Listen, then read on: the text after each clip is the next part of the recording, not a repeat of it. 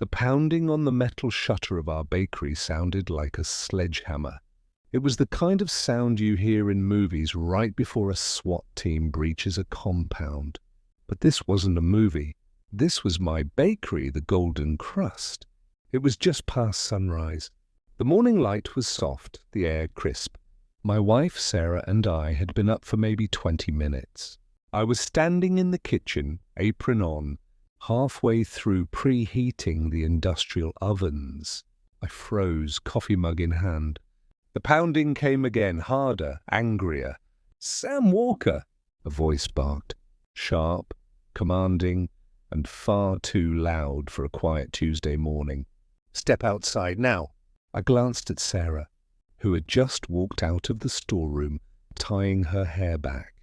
She raised an eyebrow, a look that said, "What is it this time?" I set my coffee down and moved toward the front entrance. Through the side window I caught a flash of movement. 4 men stood on our sidewalk, broad-shouldered, wearing black tactical pants, heavy boots, and dark navy shirts with big block letters stenciled across the back. District Safety Enforcement. I thought. Safety Enforcement. I squinted. Their uniforms looked like they had been ordered from a cheap costume website. Shiny polyester that looked ridiculous in the morning light. Still, the effect might have fooled someone half asleep or easily intimidated. They stood in formation. 2 in front, 2 behind, like they were trained for a breach. Sunglasses hid their eyes. One of them, the tallest, rested a hand on his hip where a sidearm hung in a holster. I opened the door just enough to keep the security chain engaged. "Can I help you, gentlemen?" The tall man stepped forward, and my stomach tightened when I saw his face. Greg Miller, the self-appointed chairman of the local business association. Greg and I had exchanged a lot of words over the past year. Some friendly, most not. But seeing him here, dressed like a tactical officer, was something new. He wore wraparound sunglasses even though the sun was barely up, and he wore that smug, little half-smile that made you want to slam the door in his face. "Step aside, Sam," Greg said, his voice heavy with that false authority he loved to project. "We have official reports of health code violations and illicit trafficking on this property. Your wife needs to come with us for questioning." I stared at him. "Questioning? Since when does the business association conduct interrogations?" Greg's smirk widened. He tilted his head slightly toward the thugs behind him. "Neighborhood safety isn't a joke, Sam. Now get Sarah out here. We can do this the easy way or the hard way." Behind him, one of his inspectors shifted his weight uncomfortably.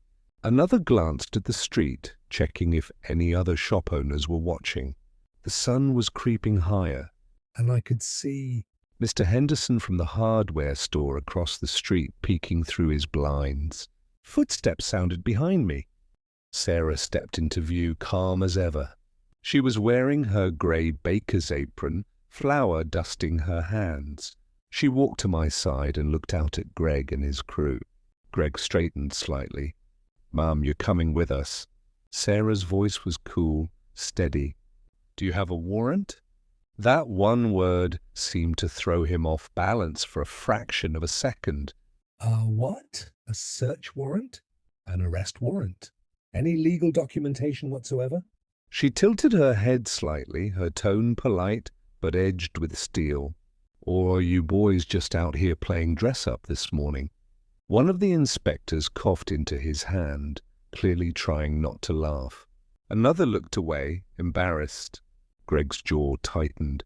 "I don't need a piece of paper to keep this district safe," he said, his fingers brushing the butt of the pistol strapped to his belt. The holster looked professional, but the gun— I'd seen enough real sidearms to know this one wasn't standard issue. Sarah didn't move. Her eyes stayed locked on his. And in that moment I saw the shift. Her posture changed. Her shoulders squared, and that calm expression, the one I'd seen when she handled high-stakes situations in her past. Life settled over her face. Greg had no idea he'd just walked into a fight he couldn't win. "Sam," Sarah said without looking at me, "call the sheriff's office. Ask for the duty sergeant. Tell them we have 4 men impersonating officers attempting an armed entry at our business." Greg's lips curled into a snarl. "You're making a big mistake." Sarah's voice was ice cold. "No, Greg. The mistake is yours."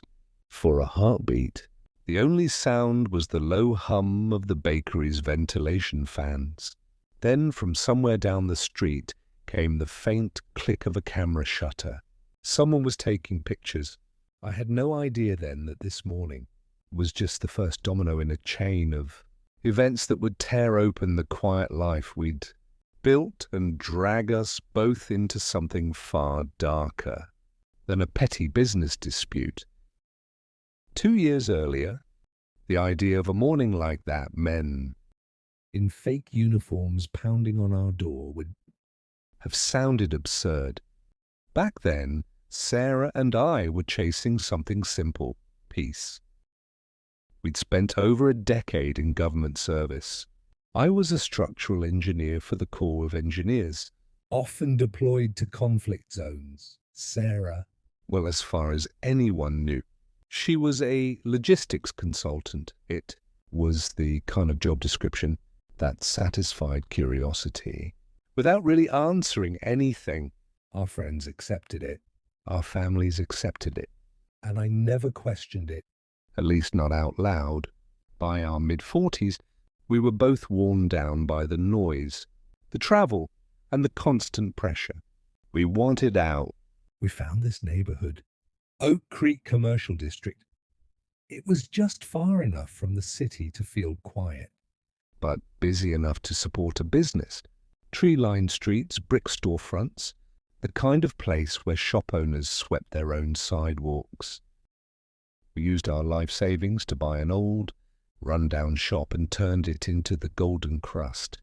The first few weeks felt like a dream. We painted the walls, installed the ovens ourselves. In the evenings, we'd sit on the roof with a cup of tea, watching the town wind down. That's when we met Greg Miller. At the time, Greg seemed like the picture of a helpful neighbor. Tall, fit, maybe late 30s, he always wore a crisp polo shirt and khakis. He introduced himself as the chairman of the business association. I didn't know if that was an official title, but he carried it like it was. In those early days, he was downright helpful.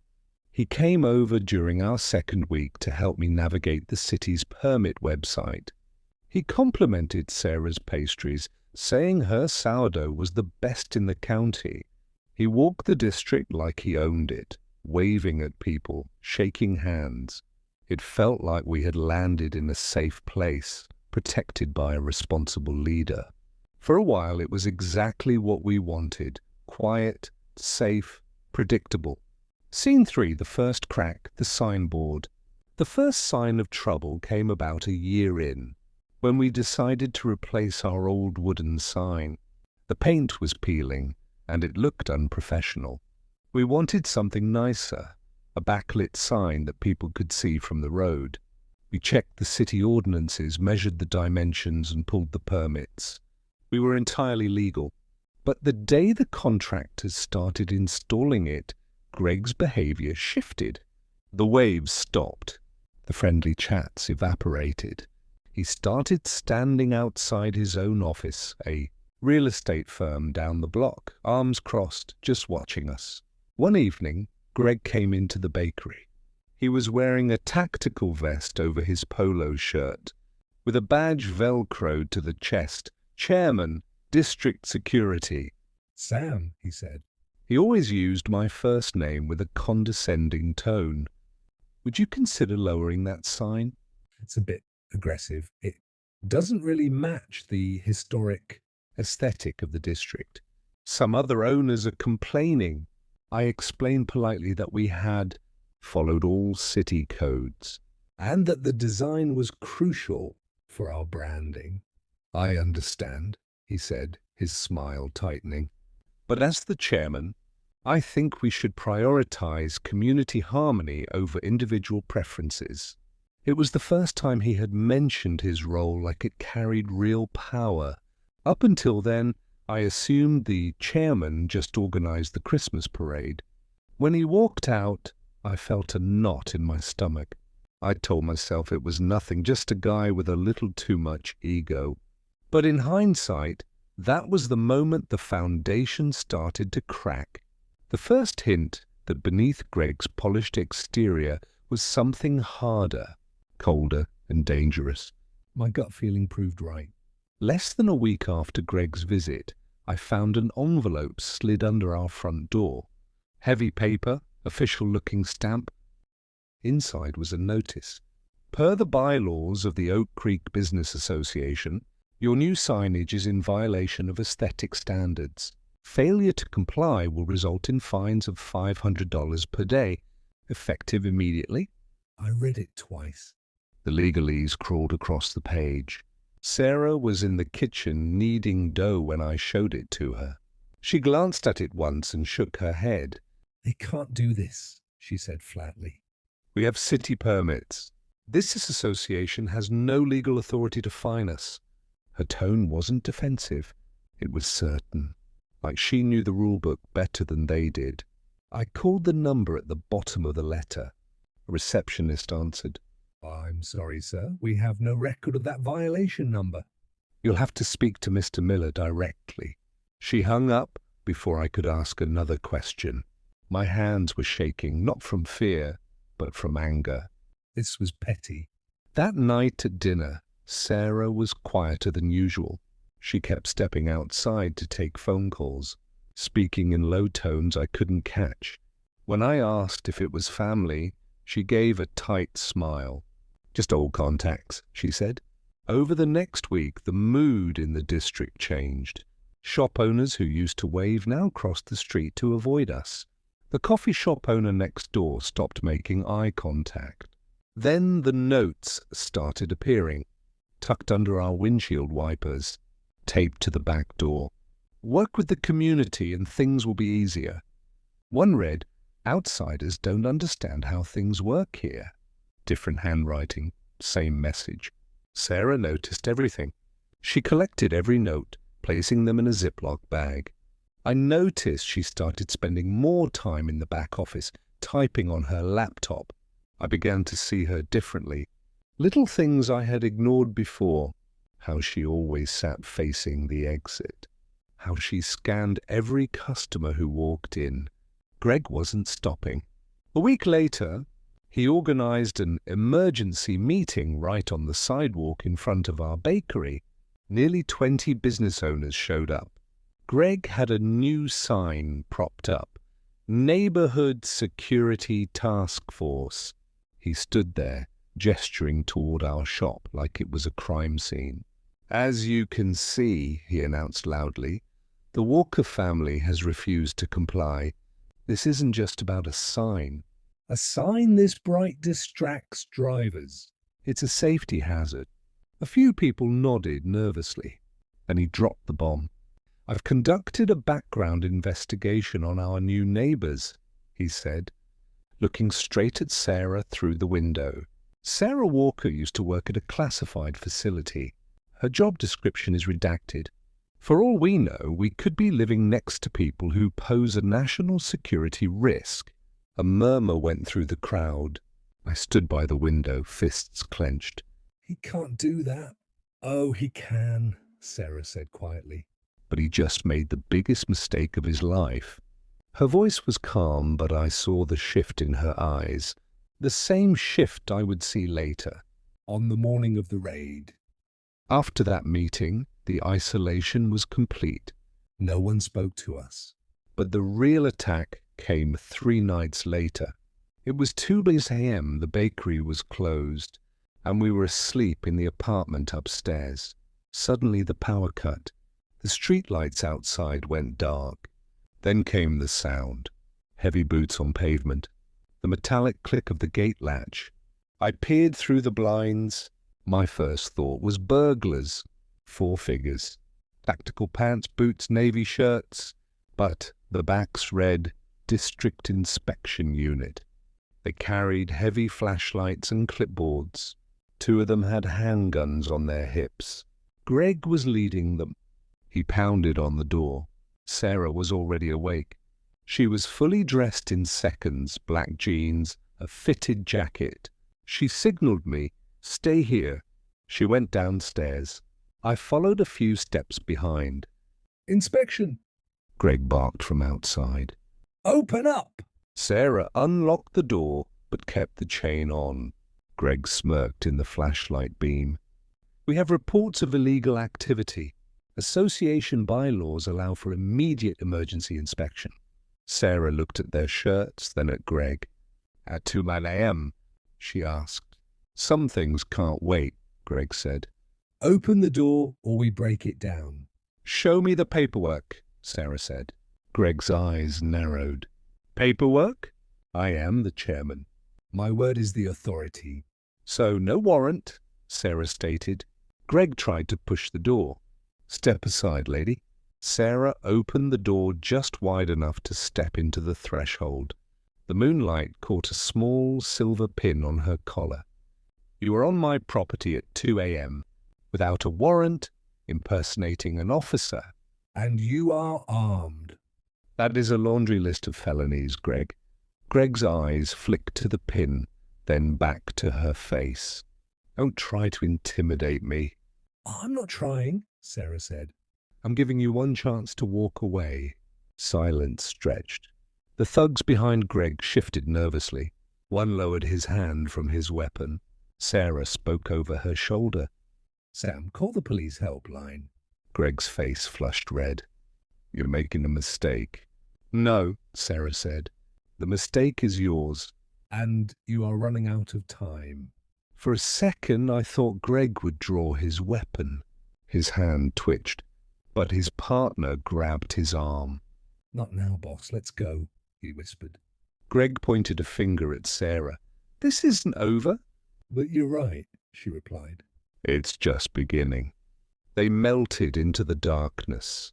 The power flickered back on 5 minutes later. I locked the door and turned to Sarah. She was staring out the window, her face hard. "Who are you, Sarah?" I asked, even though I was starting to guess. She turned. "We need to talk." We sat at the kitchen table. The kettle whistled. "You've been wondering for a while, haven't you?" she asked. "The way you handled him tonight. That wasn't just a baker protecting her shop," I said. Sarah met my eyes. "My name is Sarah Walker, but I wasn't a logistics consultant. I spent 12 years with the FBI's Special Crimes Unit. Before that, I was military intelligence." I sat back, stunned. "FBI? Yes. I didn't tell you because I wanted us to have a normal life here." "I wanted to leave that world behind." "But after tonight, "Normal is gone." She pulled a small digital recorder from her pocket. "I recorded every word Greg said tonight." "So Greg, who is he really?" "Greg is a dangerous man," Sarah said. "He's not just a nosy neighbor. He's a predator. He impersonates law enforcement to intimidate people." "And tonight?" "He committed armed trespass." "Why didn't you arrest him right there?" "Because I want to see how deep this goes. Now I know he's willing to escalate. He will make a mistake." "And I will be waiting." That night, for the first time in weeks, I didn't feel fear. I felt pity for Greg. He had no idea you'd just poked a sleeping lion. Sarah took a sip of tea. "Tomorrow I start digging. Greg Miller is going to wish he never learned my name." Scene 7, the investigation, setting the trap. The next morning, Sarah was at her laptop. "Greg Miller doesn't exist in any law enforcement database," she said. "Meaning?" "Meaning he's a fraud." "His real name is Gregory Mitchell. 2 prior convictions for fraud and extortion in Nevada." She spun the laptop around. "Look, this business association isn't even registered with the state. It's a racket. A gang that extorts shop owners for protection money. But why? What's the end game?" Sarah pulled up another photo. A man in a suit getting into a limo. Victor Hale, she said, real estate developer. Greg terrorizes the shop owners, ruins their business, drives down the property value, and then Hale swoops in and buys the properties for pennies on the dollar. So what do we do? Sarah smiled, a cold, dangerous smile. We go hunting. Sarah started building the trap. She posted a message in the district's group chat, the one Greg monitored. Heads up, everyone. We have a massive shipment coming in tomorrow night. Imported saffron and gold leaf for a wedding contract. 50,000 worth of inventory. Please keep the alley clear. It was a lie. But the shark smelled blood. By evening, our hidden camera caught Greg pacing outside our bakery on the phone. Yeah, Mr. Hale, big shipment. We'll intercept it tomorrow night. They'll be so broke they'll beg us to buy the lease. Sarah saved the recording and winked at me. Step one complete, she said. The next evening, she planted another bait. She left a fake lease transfer document on the counter, Visible through the window. It looked like we were preparing to sell. Greg snapped a photo of it at dawn. He's overconfident now, Sarah said. He's going to make a public spectacle. Just as she predicted. Saturday afternoon, Greg called a district town hall. Chairs were set up in the town square. Over 50 business owners attended. Greg arrived with his full team. Same navy shirt, same guns on their hips. Friends, Greg shouted into a microphone. We are here because these new bakers have brought crime to our doorstep. They are running illegal shipments. My investigation proves they are a threat to this community. The crowd looked terrified. Greg pointed a finger at us. As chairman, I am ordering an immediate eviction of the Golden Crust. That's when Sarah stepped forward. She was wearing jeans and a t-shirt. No badge, no gun. Greg, she said. Her voice carried without a microphone. Before you go any further, I have one request. Greg laughed. What? Show us your badge number. The crowd went silent. That is classified, Greg stammered.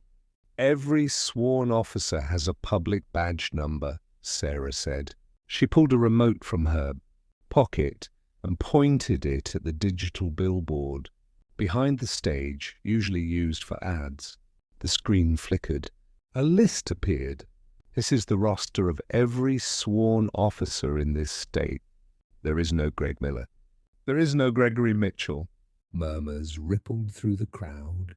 Sarah clicked the button again. Now a video played on the giant screen. It was Greg, standing in the alley saying, "We'll intercept the shipment. They'll beg us to buy the lease." Then Greg's mugshots from Nevada popped up. This man, Sarah announced to the crowd, is a criminal. He lied to you, he extorted you, and he works for Victor Hale to steal your properties. Greg's face turned purple. Turn it off. She's lying. His thugs looked nervous. They started backing away. You made a mistake, lady, Greg screamed. You don't know who I am? Sarah took a step forward. No, Greg, you don't know who I am. In a panic, Greg drew his gun. The crowd screamed. People scrambled for cover. Nobody move. Greg aimed the weapon at Sarah's chest. I'll end this right here. Sarah didn't flinch. She raised her hands, but not in surrender. Greg, you just pointed a loaded firearm at a federal agent in front of 50 witnesses. I don't care. Greg's hand was shaking. It happened in a blur. Greg glanced sideways for a split second. Sarah moved. She sidestepped, grabbed his wrist and twisted. Crack. The gun fired into the air. In the next second, Greg was face down on the pavement. Sarah's knee was driving into his spine, and his arm was wrenched behind his back. She pulled a pair of zip ties from her back pocket and secured him. Gregory Mitchell, Sarah said, not even out of breath. You are under arrest. Impersonation of an officer, aggravated assault, and racketeering. Sirens wailed in the distance. Real police cars and FBI SUVs swarmed the square. Sarah had made the call 10 minutes ago. A senior agent stepped out of an SUV, looked at Sarah, and saluted. "Ma'am, we'll take it from here." As they dragged Greg away, he looked back, eyes wide with realization. You were a setup." Sarah didn't say a word. She just watched him go. 6 weeks later, Oak Creek was a different place. The fear was gone. Shop owners talked openly. The business association was now run by an elected board, not thugs. Sarah didn't take a leadership role, but everyone knew who the real protector of the district was. We kept our sign. One evening, we were sitting on the roof, drinking tea. "Do you regret blowing your cover?" I asked. Sarah looked out at the street where families were walking safely. "Sometimes you have to show the truth, Sam, so people stop being afraid." The bakery was the same, but now it was truly ours. And we knew that if anyone ever looked sideways at the golden crust again, the baker and his wife would be ready. Fade to black. If you enjoyed this story, please like and subscribe for more tales of justice. Tell us in the comments, have you ever seen a bully get exactly what they deserved? See you in the next video. Stay safe.